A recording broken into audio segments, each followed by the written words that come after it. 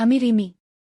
এই কদিনে আমার জীবনের সবচেয়ে কঠিন সত্য হচ্ছে, আমাদের কাজের ছেলে সৌরভ আমাকে আর মাকে হোটেলে নিয়ে যেভাবে কাজ করল সেটা শুনলে তোমাদের দাঁড়িয়ে যাবে।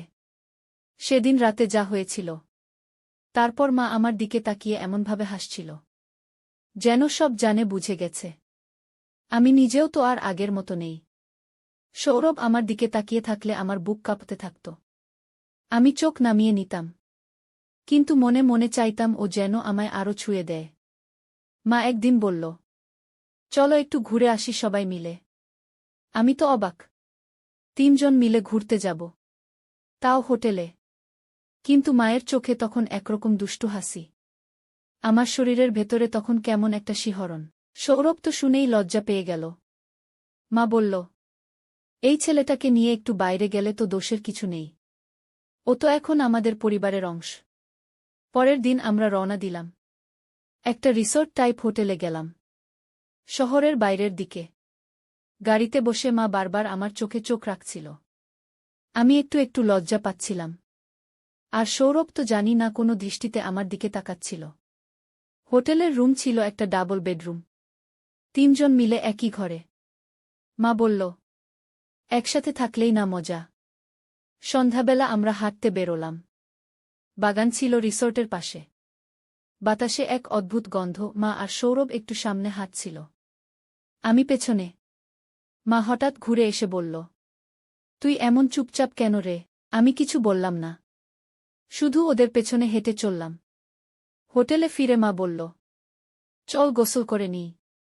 আমি আর মা গোসল করতে গেলাম। বাথরুম বড়। মা বলল, আজ তোর সাথে একসাথে গোসল করব। আমি তো অবাক।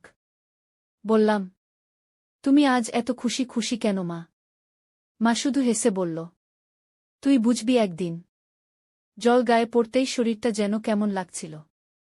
মা আমার পিঠে জল ঢালছিল। আমার বুক ধীরে ধীরে কাঁপছিল। হঠাৎ মা বলল, তোর গায়ে তো রোম দাঁড়িয়ে গেছে। আমি কিছু বললাম না, শুধু চোখ বন্ধ করলাম। মা আমাকে জড়িয়ে ধরল। ওর শরীরটা ছিল গরম, আমার শরীর ঠান্ডা। সেই মুহূর্তে যেন মনে হচ্ছিল আমি মায়ের থেকে আলাদা কিছু না।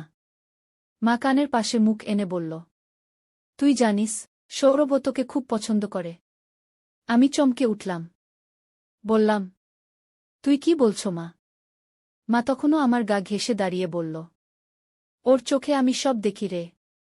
তুই না বুঝলেও আমি বুঝি। আমার বুক তখন ধিপোধিপ করছিল। জলের ভেতর আমি যেন অন্যরকম রিমি হয়ে গেছি। মা বলল, আজ রাতে ওর সাথে একটু সময় কাটাস। আমি থাকব পাশে। কিছু ভাবিস না। আমি চুপ করেছিলাম, কিন্তু ভেতরে ভেতরে যেন আগুন জ্বলছিল। মা কি সত্যিই এটা বলল? সেই রাতে হোটেলের ঘরে ৩ জন একসাথে বিছানায় ছিলাম। আমি আর মা এক পাশে, সৌরভ একটু দূরে। হঠাৎ মা আমার হাত ধরে বলল, তোর হাত কাঁপছে কেন রে? তুই কি ভয় পাচ্ছিস? আমি মাথা নাড়লাম, তবে বললাম না কিছু। মা ধীরে ধীরে সৌরভকে ডাকল। চুপি চুপি বলল, রিমির পাশে এসে একটু বস। সৌরভ লজ্জায় মুখ নামিয়ে আসল। আমার পাশে বসল। আমার শরীর কেঁপে উঠল। মা ধীরে ধীরে আলো নিভিয়ে দিল। রুম অন্ধকার হয়ে গেল। আমি তখন শুধু ওদের নিঃশ্বাস শুনতে পাচ্ছিলাম। আশা করি এই গল্পটি শেষ পর্যন্ত শুনলে তোমাদের মনের আশা পূরণ হবে, তাই একটি অনুরোধ, গল্পটি শেষ পর্যন্ত শুনবে তার আগে অবশ্যই এই চ্যানেলটি সাবস্ক্রাইব করে দাও প্লিজ। সেদিন বিকেলের আলো একটু কমে আসতেই আমরা ৩ জন মিলে রিকশা করে হোটেলে চলে এলাম। হোটেলের ঘরটা বেশ বড় আর সুন্দর ছিল। 2টো খাট পাশাপাশি সাজানো ছিল। আমি একদিকে মায়ের পাশে বসেছিলাম আর সৌরভ জানালার কাছে দাঁড়িয়ে বাইরের দৃশ্য দেখছিল। ওর মুখে এক ধরনের শান্ত অভিব্যক্তি। আমি চুপ করে তাকিয়েছিলাম। হঠাৎ মা বলল, রিমি তুই আগে গিয়ে গোসল করে আয়। আমি হেসে বললাম, হ্যাঁ মা, এখনই যাচ্ছি। আমি জামাকাপড় নিয়ে বাথরুমে ঢুকে গেলাম। ভেতরে গিয়ে পানির ট্যাপ ছেড়ে দিলাম। ঠান্ডা জল গায়ে পড়তেই শরীরটা কেমন কেঁপে উঠল। আমি ধীরে ধীরে নিজের শরীরটা পরিষ্কার করছিলাম। তখনই মনে হলো বাইরে কেউ দরজার কাছে হেঁটে আসছে। আমি জিজ্ঞেস করলাম, কে? সৌরভের গলা শুনতে পেলাম। ও বলল, রিমি তোমার তোয়ালে নিচে পড়েছিল, দিয়ে গেলাম। আমি দরজাটা একটু ফাঁক করে ওর হাত থেকে তোয়ালেটা নিলাম। ওর আঙুলগুলো আমার আঙুল ছুঁয়ে গেল। একটা শীতল স্পর্শ যেন বুকের ভেতর কেঁপে উঠল। আমি জল মুছে ধীরে ধীরে বেরিয়ে এলাম। ওদিকে মা তখন ঘুমিয়ে পড়েছিল। সৌরভ তখন ঘরের আলোটা একটু কমিয়ে দিয়েছিল। ঘরটা নরম আলো ভরেছিল। আমি গিয়ে নিজের পাশে বসলাম। আমার গায়ে তখনও হালকা ভেজা ছিল। সৌরভ আমার দিকে তাকিয়ে একটু হাসল। আমি জিজ্ঞেস করলাম, কি হলো, এমন করে দেখছ কেন? ও ধীরে ধীরে আমার দিকে এগিয়ে এলো। ওর হাতটা আমার কাঁধে এসে ঠেকল। আমি একটু সরে গেলাম। কিন্তু মনে মনে ঠিকই অনুভব করছিলাম কিছু একটা হচ্ছে। সৌরভ বলল, রিমি তুমি জানো তোমার ভেজা চুলগুলো খুব সুন্দর লাগছে। আমি লজ্জা পেয়ে ওর মুখের দিকে তাকাতে পারছিলাম না। ও আস্তে আস্তে আমার চুলে হাত বুলিয়ে দিল। আমার শরীরটা যেন এক অজানা উত্তেজনা জড়িয়ে গেল। আমি চুপ করে রইলাম, কিছু বললাম না। তখন ঘড়িতে রাত প্রায় 11টা। মা তখনও ঘুমিয়ে। সৌরভ হঠাৎ আমার খুব কাছে চলে এলো। আমার ঠোঁটের খুব কাছেই ওর ঠোঁট এসে থামল। আমি চোখ বন্ধ করে ফেললাম। একটা হালকা স্পর্শে ঠোঁট জড়িয়ে গেল। একটা আলতো কিস যেন আমাকে অন্য জগতে নিয়ে গেল। আমি ধীরে ওকে জড়িয়ে ধরলাম। ও আমার গালে আর ঘাড়ে কিস করতে লাগল। শরীরটা কাঁপছিল, তবুও আমি থামাতে পারছিলাম না নিজেকে। আমি বললাম, সৌরভ, কেউ দেখে ফেলবে। ও বলল, ঘরের দরজা বন্ধ, জানালা ঢাকা, কেউ কিছু দেখবে না। এইভাবে কিছুক্ষণ কাটল। তারপর ও আমাকে আলতো করে নিজের বুকে জড়িয়ে ধরল। আমি মাথাটা ওর বুকে রেখে অনুভব করছিলাম ওর হৃৎপিণ্ডের ধ্বনি। একটা অদ্ভুত ভালো লাগা ছেয়ে গিয়েছিল মনের মধ্যে। রাত তখন বেশ গভীর। সৌরভ বলল, রিমি তুমি জানো তোমাকে ছাড়া আমি কিছু ভাবতেই পারি না। আমি বললাম, এসব কথা আগেও বলেছ। ও বলল, কিন্তু আজ বলাটা অন্যরকম। আমি চুপ করে ওর বুকের মধ্যে মুখ গুজে রইলাম। একটা নিরাপত্তার আবরণ যেন আমাকে ঘিরে ফেলেছিল। এইভাবে ধীরে ধীরে রাতটা এগিয়ে যাচ্ছিল। আর আমরা হারিয়ে যাচ্ছিলাম একে অন্যের স্পর্শ আর ভালোবাসায়। সেদিন সকালটা ছিল একেবারে অন্যরকম। হোটেলের বারান্দা দিয়ে সূর্যটা ঢুকে পড়ছিল আমাদের ঘরে। আমি আর মা তখনও সবে ঘুম থেকে উঠেছি। সৌরভ তখন বাথরুমে। আমি বিছানায় বসে আয়নায় নিজের চুল ঠিক করছিলাম। মা তখন আলতো করে আমার পাশে এসে বসল। আমার কাঁধে মাথা রেখে বলল, আজ অনেক জায়গা ঘুরতে হবে, বুঝলি তো? আমি হেসে মাথা নাড়লাম। ঠিক তখনই বাথরুমের দরজা খুলে গেল। ভেজা চুল আর তোয়ালে পেঁচানো গায়ে সৌরভ বের হল। আমার চোখ ওর দিকে আটকে গেল। ওর ভেজা গায়ের ফোঁটাগুলো যেন চোখে ঢুকে যাচ্ছিল। সৌরভ একদম শান্তভাবে হাঁটছিল। কিন্তু ওর চোখটা বারবার আমার দিকে তাকাচ্ছিল। মা বলল, এই রিমি, তুই আগে গিয়ে গোসল করে আয়, আমরা রেডি হয়ে নিচে যাই। আমি বাথরুমে ঢুকে গেলাম। ভেতরে গরম জল পড়ছিল শাওয়ার থেকে। জলটা গায়ে পড়তেই শরীরটা কেমন শিরশির করে উঠল। ঠিক তখন বাথরুমের কাচের বাইরে কার ছায়া পড়ল। আমি চমকে গেলাম। হয়তো সৌরভ ছিল। কিন্তু কিছু বলিনি। আমি ধীরে ধীরে গোসল করছিলাম। ভেতরটা কেমন উত্তেজনায় কাঁপছিল। কিছুক্ষণ পর বেরিয়ে এলাম। তোয়ালে পেঁচিয়ে আমি বের হতেই সৌরভ দাঁড়িয়েছিল দরজার একপাশে। আমার চোখ ওর চোখে পড়তেই ও মুচকি হাসল। আমি লজ্জায় মাথা নিচু করে পাশ কাটিয়ে গেলাম। তারপর আমরা তিনজন বের হলাম। হোটেলের সামনের রাস্তাটা খুব সুন্দর ছিল। ছোট ছোট দোকান, ক্যাফে আর অনেক ভ্রমণকারী মানুষ। মা একটা ফুলের টুপি কিনে আমার মাথায় পরিয়ে দিল। সৌরভ হেসে বলল, একদম রাজকুমারীর মতো লাগছে রিমি। আমি হেসে বললাম, তাহলে তুমিও রাজপুত্র। ও আমার পাশে এসে দাঁড়াল। আমার হাতটা ওর হাতে নিয়ে বলল, চল রাজকুমারী, তোমায় রাজ্য ঘুরিয়ে দেখাই। আমার মা আমাদের দেখে মুচকি হাসছিল। সারাদিন ঘুরতে ঘুরতে ক্লান্ত হয়ে আমরা হোটেলে ফিরলাম। আমি তখন কিছুটা গায়ে জল দিতে চাইছিলাম। মা বলল, রিমি তুই তো গোসল কর। আমি আর সৌরভ বাইরে বারান্দায় বসে গল্প করি। আমি বাথরুমে ঢুকে পড়লাম। গোসল করতে করতে আমার মনে পড়ছিল সৌরভের চোখ, ওর ঠোঁট, ওর সেই স্পর্শ যেটা আজ সকালের সেই মুহূর্তে একটু একটু করে লেগেছিল আমার গায়ে। আমি ভিজে গায়ে বের হলাম। তোয়ালে পেঁচানো শরীরটা ঠান্ডায় কাঁপছিল। সৌরভ দরজার সামনে দাঁড়িয়ে বলল, আমি কি তোকে চুল শুকাতে সাহায্য করব? আমি কিছু বলিনি। চুপচাপ ওর মুখের দিকে তাকিয়েছিলাম। ও এগিয়ে এলো। চুপচাপ তোয়ালেটা দিয়ে আমার চুল মুছতে লাগল। আমার বুক ধুকপুক করছিল। সারা শরীরটা যেন গরম হয়ে উঠছিল। মা তখন পাশের ঘরে ফোনে কথা বলছিল। আমরা একে অপরের খুব কাছে এসে গিয়েছিলাম। সৌরভ আমার গাল ছুঁয়ে বলল, তুই জানিস না রিমি, তোর গায়ের গন্ধটা আমার পাগল করে দেয়।